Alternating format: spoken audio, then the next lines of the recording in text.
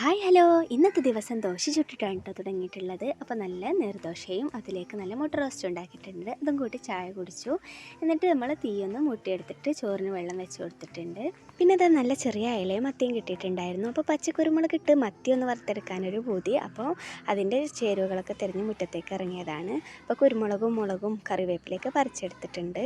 എന്നിട്ട് അതിലേക്കുള്ള മസാല ഒന്ന് റെഡിയാക്കി എടുക്കുന്നുണ്ട്.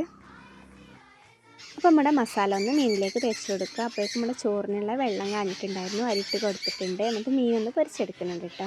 അപ്പോൾ നമ്മുടെ മീൻ വറുത്തത് റെഡി ആയിട്ടുണ്ട് കേട്ടോ. നല്ലൊരു സ്മെല്ലൊക്കെ വരുന്നുണ്ട്. പിന്നെ ഒന്ന് ഉപ്പേരിയായിട്ട് പപ്പായയുടെ ഉപ്പേരിയാണ് കേട്ടോ ഉണ്ടാക്കുന്നത്. അപ്പോൾ അതൊന്ന് ക്രഷാക്കിയിട്ട് തേങ്ങ കൂടെ ചതുക്കിയിട്ടിട്ട് ഒരു ഉപ്പേരി കൂടെ ഉണ്ടാക്കിയിട്ടുണ്ട്. അപ്പോഴേക്കും ചോറ് വെന്തിട്ടുണ്ടായിരുന്നു, അതൊന്ന് ഊറ്റിയെടുത്തിട്ടുണ്ട്.